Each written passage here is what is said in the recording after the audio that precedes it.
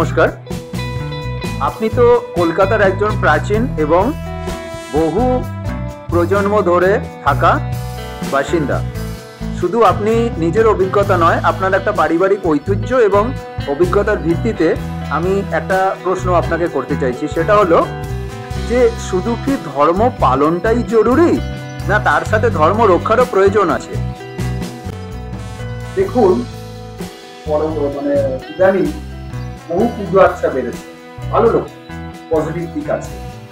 যেমন ধরুন গণেশ পুজো, জগদ্ধাত্রী পুজো, আমাদের পরপর পুজো হয়ে আসছে। কৃষ্ণ জন্মাষ্টমী, রাধা অষ্টমী, গণেশ চতুর্থী, আরো কত। এরপরে আসবে বিশ্বকর্মা পুজো, তারপর আসবে দুর্গা পুজো, তারপর কালী পুজো, জগদ্ধাত্রী পুজো, ছট পুজো ইত্যাদি। বহু পুজো হচ্ছে, আগে এত পুজো হতো না। ভালো লাগে, পুজোর গন্ধটা একটা প্রাকৃতিক আনন্দ দেয়, খুব ভালো লাগে, একটা পবিত্র গন্ধ। কিন্তু সমস্যাটা কোথায় জানেন? সবাই পুজো মণ্ডপে ভিড় করে, পুজো করে, পুজোর প্রসাদ খেতে লাইন পড়ে। কিন্তু যদি দেখছি ইদানিং পশ্চিমবঙ্গে সব ঘটনা ঘটছে, বিভিন্ন মন্দির ভাঙা, মূর্তি ভাঙা প্রায় ঘটে চলেছে। বিশেষ করে সাউথ 24 পরগনা, নর্থ 24 পরগনা, মুর্শিদাবাদ, মালদা, মোথাবাড়ি ইত্যাদি ইত্যাদি। এগুলো এখন সোশ্যাল মিডিয়ায় শুধু খবর নয়, ন্যাশনাল চ্যানেলগুলো খবর করছে। এগুলো আমরা বাংলাদেশের এক্সপেক্টেড ছিল, বাংলাদেশের এগুলো নিয়মিত ঘটনা আমরা মিডিয়ায় খবরে জানতাম। এখন পশ্চিমবঙ্গতেও এগুলো আমরা দেখতে পাচ্ছি, খুবই দুঃখজনক। সেই জন্যই আমার দুঃখজনক মানে কি বলতো, পশ্চিমবঙ্গে মারাত্মকভাবে বেড়ে গেছে। সব থেকে বড় কথা, এই আসরিক শক্তিকে সরকার দমন করছে। কেন দমন করছে না সেটা আমি আলোচনা করলাম না, সেটা সবাই দেখতে পাচ্ছে কেন দমন করছে না। দেখুন, অসুর ছিল, আপনার ত্রেতা যুগেও ছিল। আমরা রামায়ণের সময় দেখেছি ঋষিদের ধ্যান ভঙ্গ করতেন, তাদের হোমযজ্ঞ পণ্ড করতেন, বিভিন্ন মাছ মাংস রক্ত ছুঁড়ে মারতেন। সেই অসুররা আবার দাপরেও পেয়েছি। কিন্তু ত্রেতা যুগ আর দাপর যুগে এই অসুরদের বধ করতেন রাজারা, শক্তিশালী ক্ষত্রিয়রা, যারা রাজ্যপাট সামলাতেন, তাদের অসুর দমন করতেন। কিন্তু বর্তমান কালে ঘটনাটা উল্টো হয়ে গেছে। অসুর দমন আর সেটা হচ্ছে না, বরং অসুরের হাতেই সুর দমন হয়ে যাচ্ছে। বা বলতে পারি যে গভর্নমেন্টের কিছু ভুল ত্রুটি আছে, এবং সেই ভুল ত্রুটির ইচ্ছাকৃত। গভর্নমেন্ট পারলে এদের দমন করতে পারে। এই যে এত ধরুন ঘটনা ঘটলো, মুর্শিদাবাদ, মোথাবাড়ি, মালদা, বেলডাঙ্গা, আরো কত জায়গা বললো, খিদিরপুর, মহেশতলা, চোখের সামনে দেখতে পাচ্ছি। কিন্তু সেখানে একটাই বড় খারাপ লাগে, যখন এই ধরনের ঘটনা ঘটে, যারা আমরা সনাতন ধর্মীয় লোক, তারাও কিন্তু এগিয়ে এসে প্রতিবাদ করে না, ঝাঁপিয়ে পড়ে না তাদের মূর্তি রক্ষা করার জন্য।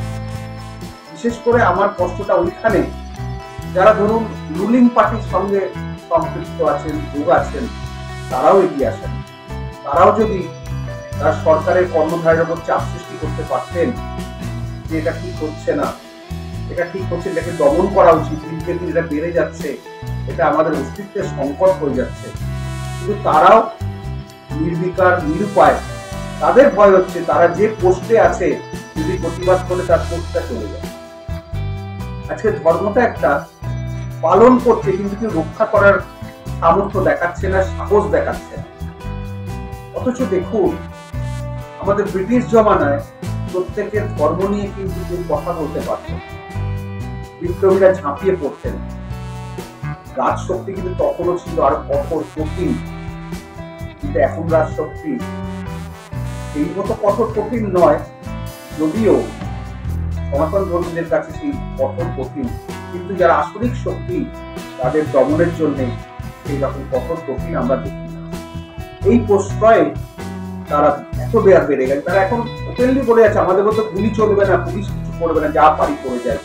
এই মুর্শিদাবাদ যে ভিডিও গুলো হচ্ছে, মালদা, মোথাবাড়ি, বেলডাঙ্গা, সব জায়গায় একই রূপ। ওরা ফায়ার করবে না, ওদের ফায়ার করার দম নেই, পরিষ্কার বলে দিচ্ছে, পরিষ্কার চিল্লাচ্ছে। এর ফলে তাদের সাহস মারাত্মক বেড়ে গেছে। এরিয়া দখল হচ্ছে। সনাতন ধর্মীদের তাড়িয়ে দেওয়া হচ্ছে এবং সরকারে যারা আছে তারা অন্ধ যুধিষ্ঠিরের মতো হয়ে গেছে, কিন্তু বুঝতে পারছেন না এই অপশক্তি বা আসরিক শক্তি তাদেরকেও একদিন গ্রাস করবে, তাদের দলের লোকেদেরও গ্রাস করবে, তখন কিন্তু পালাবার পথ পাবে। আজকে নিশ্চিত থাকলে পরবর্তীকালে পুরোপুরি নিশ্চিত হয়ে যেতে হবে, নিশ্চিহ্ন হয়ে যেতে পারে। সুতরাং আমি যারা আপনার এই ভিডিও দেখতে প্রত্যেককে বলবো, নিজেদের মন্দির, নিজেদের মূর্তি, নিজেদের মূর্তি ঠাকুরের মূর্তি যাতে ধ্বংস না হয়, সবাই মিলে জোটবদ্ধ হিসেবে প্রতিবাদ করুন, প্রতিরোধ করুন, সরকারের ওপর চাপ সৃষ্টি করুন। এরকম ঘটনা ঘটবে কেন পশ্চিমবঙ্গে? পশ্চিমবঙ্গে সবাই মিলেমিশে থাকতে আসছে, 3 বছর আগেও এই দাঙ্গা এগুলো হয়।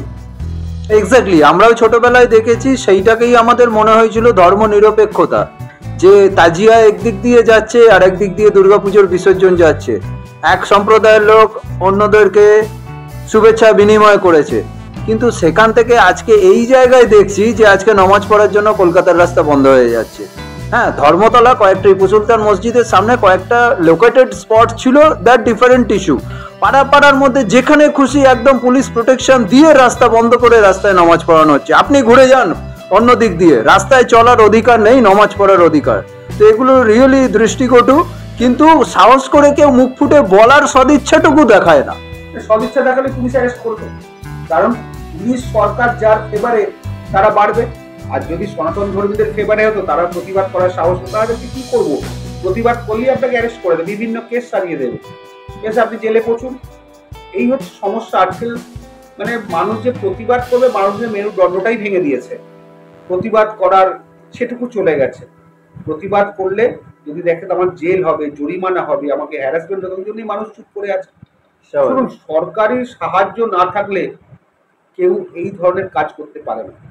সরকার যদি সত্যি করে সদিচ্ছা থাকতো, সরকার যদি সক্রিয় থাকতো, কোনো দাঙ্গাবাজের ক্ষমতা ছিল না পশ্চিমবঙ্গের বুকে দাঙ্গা করা। যাই হোক, যা হবে ভবিতব্য নীতি যা নির্ভর করছে চলছে। তবে একটা কথা বলতে পারি, সবাই নিজের পাপেই মরবে একদিন, কেউ কিন্তু পাপের বাইরে নয়। পাপ পাপকেও ছাড়ে না। যারা পাপ করছে তারা আজ হয়তো বেঁচে যাচ্ছে, কাল পরশু বাঁচবে, এটুকু আমি জানি। নমস্কার। রাধা অষ্টমীর শুভ সন্ধ্যায় আজকে আমাদের দর্শকদের জন্য উপহার। রাধে রাধে। রাধে রাধে।